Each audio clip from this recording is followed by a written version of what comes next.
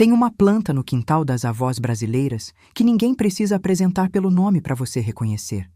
Tem uma planta no quintal das avós brasileiras que ninguém precisa apresentar pelo nome para você reconhecer. Você a reconhece pelo cheiro antes mesmo de chegar perto. Um cheiro forte, penetrante, um pouco amargo, que fica na mão depois que você toca e demora um bom tempo para ir embora. Ela não é grande, não é vistosa, não tem flor chamativa nem folha larga e brilhante.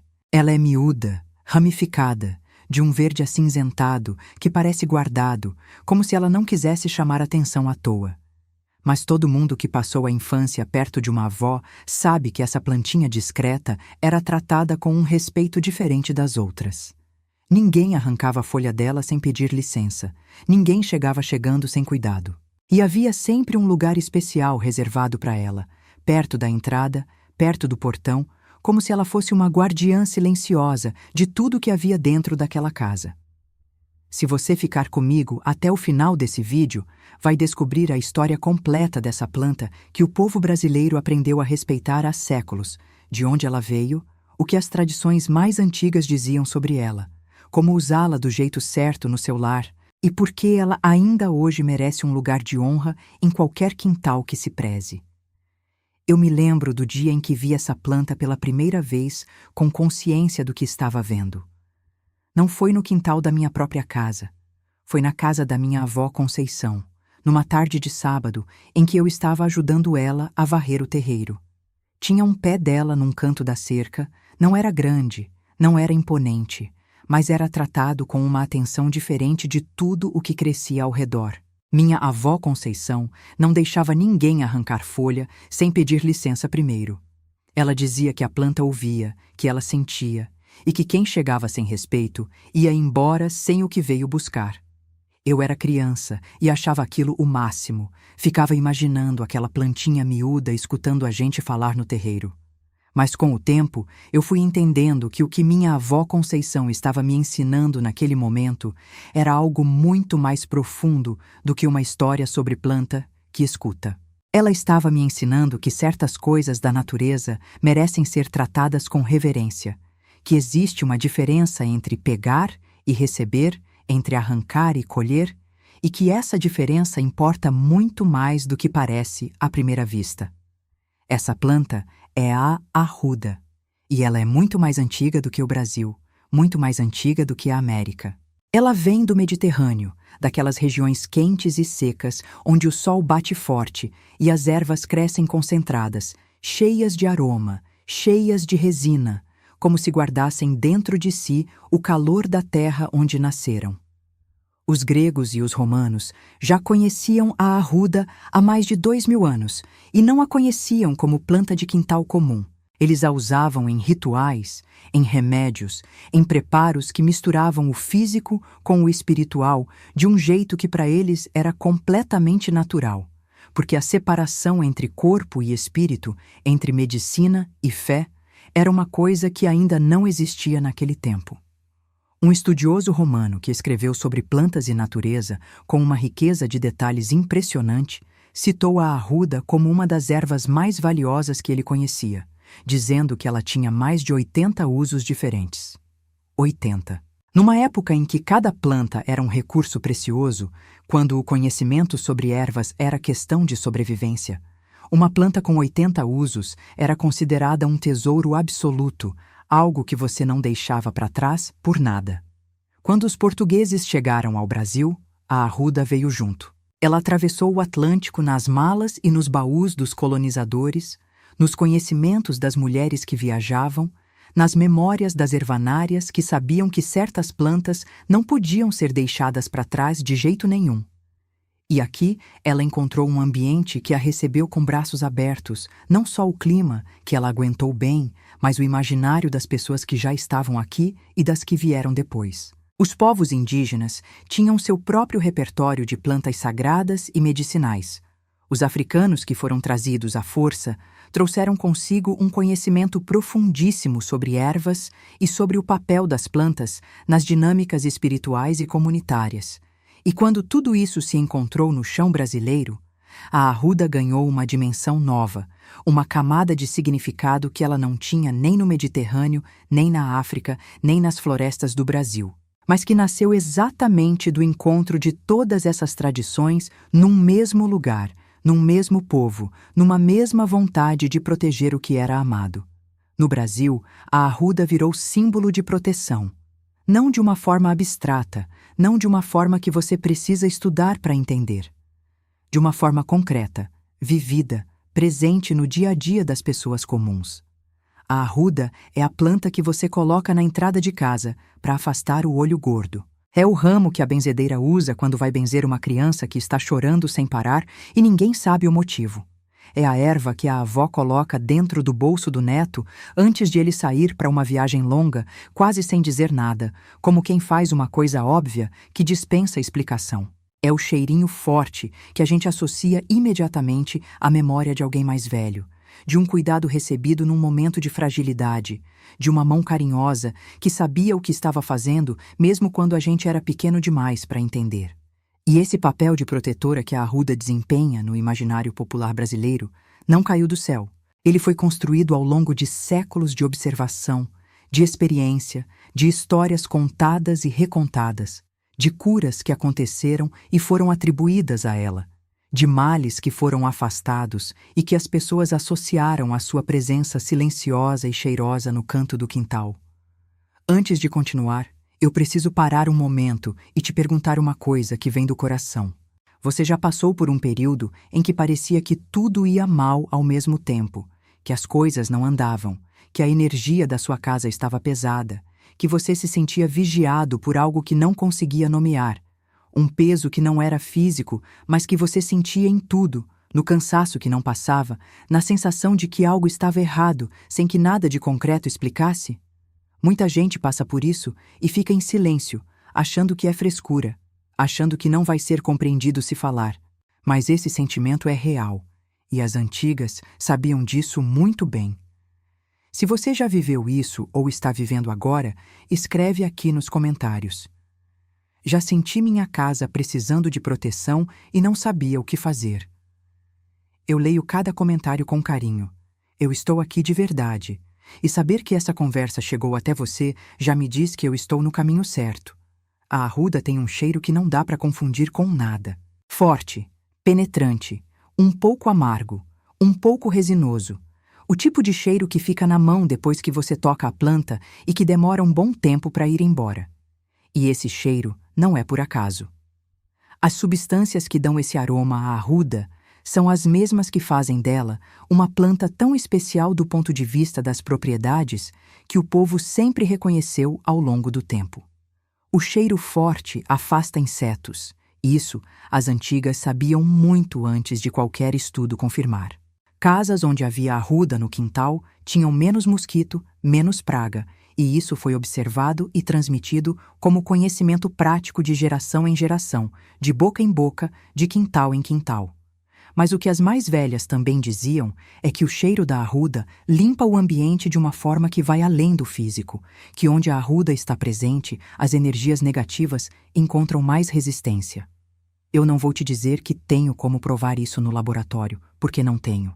Mas eu posso te dizer que esse entendimento existe em culturas que nunca se encontraram, que nunca trocaram informação e que chegaram à mesma conclusão de formas completamente independentes. E isso, para mim, diz muita coisa sobre o que essa planta realmente carrega. Plantar arruda não tem segredo, mas tem ritual. E não estou falando de ritual no sentido complicado, estou falando de uma forma de fazer as coisas que carrega intenção, que transforma um gesto simples em algo com significado. As antigas diziam que a arruda deve ser ganhada, não comprada, e que quando você ganha uma muda de arruda de alguém que tem carinho por você, ela cresce mais forte e protege melhor. Essa crença está tão arraigada no interior do Brasil que ainda hoje é muito comum ver pessoas oferecendo mudas de arruda como presente, como gesto de afeto e de desejo de bem para quem recebe. Se você não tiver como ganhar uma muda, compre sem culpa, porque o que importa é a intenção com que você planta. A arruda gosta de sol, precisa de sol direto pelo menos algumas horas por dia para crescer bem e para desenvolver todo o seu aroma característico. Ela não gosta de terra encharcada, prefere um solo que drene bem e não precisa de muita rega, porque vem de região seca e guarda bem a umidade que recebe. Plante ela perto da entrada da sua casa, perto do portão, ou numa janela que dê para o lado de fora, porque é aí que a tradição diz que ela faz melhor o seu trabalho de guardiã, vigiando o que entra e o que sai. Quando a arruda cresce, ela se ramifica bastante e pode ficar bem grande se tiver espaço para se desenvolver. Você pode podá-la sem medo, e o galho que você tirar não precisa ir para o lixo de jeito nenhum. A arruda podada pode ser usada de várias formas que o povo aprendeu ao longo do tempo e foi preservando com cuidado. Uma delas é fazer um ramo atado com um fio vermelho e pendurar na entrada de casa ou atrás da porta principal. Esse costume é muito antigo no Brasil e persiste até hoje em casas de todo o país, de norte a sul, atravessando religiões, atravessando classes sociais, atravessando gerações que talvez não saibam mais de onde veio o costume, mas continuam fazendo porque a avó fazia e a avó da avó fazia antes dela. Outra forma muito comum é usar a arruda em banhos. O banho de arruda é uma prática que aparece em benzimentos, em limpezas espirituais, em rituais de diversas tradições religiosas brasileiras, e que consiste em preparar um chá concentrado com os ramos da planta e usar essa água, morna ou fria, para banhar o corpo com intenção de limpeza e renovação. As benzedeiras mais antigas do interior fazem isso com uma seriedade e um carinho que você não esquece, e quem já recebeu um banho de arruda de uma benzedeira de verdade sabe que saiu de lá sentindo algo diferente, mais leve, mais limpo por dentro, como se a água tivesse levado junto alguma coisa que estava grudada há tempo demais. A arruda também tem presença marcante na medicina popular, especialmente nos usos que as mulheres mais velhas preservaram através dos anos. Ela foi usada por séculos como planta que alivia cólicas, que ajuda na circulação, que acalma dores de cabeça, que afasta a enxaqueca quando as folhas são esfregadas nas têmporas com delicadeza e atenção. Eu preciso ser honesta com você e dizer que a arruda também é uma planta que pede respeito no uso interno, porque em doses grandes ela pode fazer mal, e as grávidas, especialmente, não devem usá-la de nenhuma forma sem orientação de alguém que entenda do assunto. Esse aviso também faz parte da sabedoria popular, porque as antigas nunca disseram que a arruda era inofensiva. Elas diziam que ela era poderosa, e coisa poderosa pede cuidado, pede conhecimento, pede consciência de quem você é e do que você está fazendo.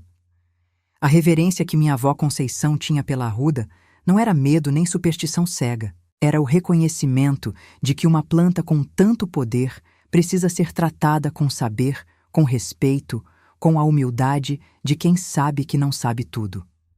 Existe uma crença muito bonita que eu ouvi de uma senhora muito velha do interior de Minas Gerais, numa visita que fiz a uma feira de plantas medicinais há muitos anos, uma dessas feiras que ainda cheiram a erva fresca e a terra molhada e que fazem a gente lembrar que o mundo ainda guarda lugares onde o tempo anda diferente. Ela disse que a arruda floresce com mais força nas casas onde existe amor verdadeiro, onde as pessoas brigam, mas fazem as pazes, onde tem choro, mas tem abraço depois, onde a vida é real e não fingida. Ela disse que a planta sente a qualidade do ambiente onde vive, e que numa casa onde o afeto é genuíno, ela se desenvolve bonita, cheia de florzinhas amarelas miúdas, como se estivesse respondendo à energia boa com exuberância e alegria. E numa casa onde a energia está muito pesada, muito desequilibrada, a arruda murcha, amarela, perde os galhos como se estivesse exausta de carregar o que o ambiente despejou nela. Eu não sei se a planta realmente sente tudo isso da forma que a senhora descrevia. Mas eu sei que quando a gente cuida do ambiente onde vive, quando trata as relações com atenção e com carinho, quando coloca intenção no espaço onde mora, o espaço responde de formas que a gente às vezes não sabe nomear, mas consegue sentir.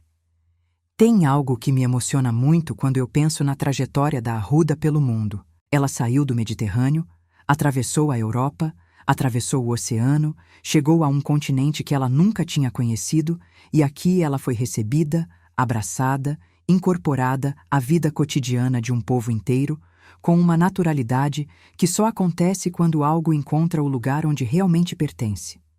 Ela não ficou sendo planta de colonizador. Ela virou planta do povo. Virou planta de avó. Virou planta de benzedeira, de rezadeira, de mãe que planta na entrada de casa e não precisa explicar por quê, porque todo mundo que passou pela infância certa já sabe.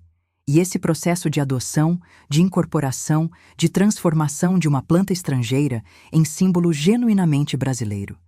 Esse processo é em si uma história linda sobre como o conhecimento viaja, como ele se adapta, como ele encontra nas pessoas certas o solo fértil de que precisa para continuar vivo. Eu fico pensando no quanto a gente perdeu quando foi se afastando desse tipo de saber. Não é que a ciência moderna seja errada. Ela não é.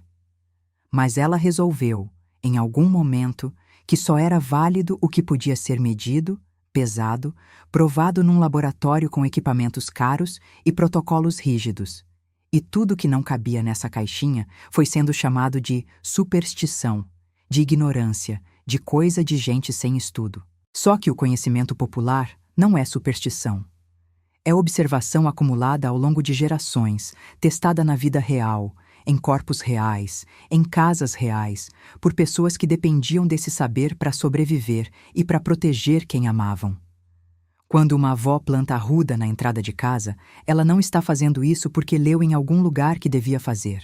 Ela está fazendo porque a mãe dela fez e a mãe da mãe dela fez antes, e cada uma dessas mulheres observou, sentiu, comparou e chegou à conclusão de que valia a pena continuar. Isso não é menos válido do que um artigo científico. É diferente, e essa diferença merece ser respeitada. Eu sou Dona Nadir, e se você chegou até aqui nesse vídeo, eu quero que saiba que essa conversa é o que me move. Falar sobre o que as antigas sabiam, sobre o que ficou guardado nos quintais e nas cozinhas e nas feiras de beira de estrada, sobre o que a sabedoria popular preservou enquanto o mundo corria para outro lado. Isso aqui é um trabalho de amor que eu faço com o coração cheio. Se esse vídeo trouxe alguma coisa boa para você, uma memória, uma vontade de plantar arruda na sua entrada, uma saudade boa de alguém que entendia de ervas e de proteção, deixa o seu like aqui, porque ele me diz que eu devo continuar. E se você ainda não se inscreveu no canal Vida Entre Plantas, te convido a fazer isso agora e a ativar o sininho também, porque toda semana tem um novo segredo da natureza esperando por você. Contado com o mesmo carinho com que eu contaria para as pessoas que eu amo.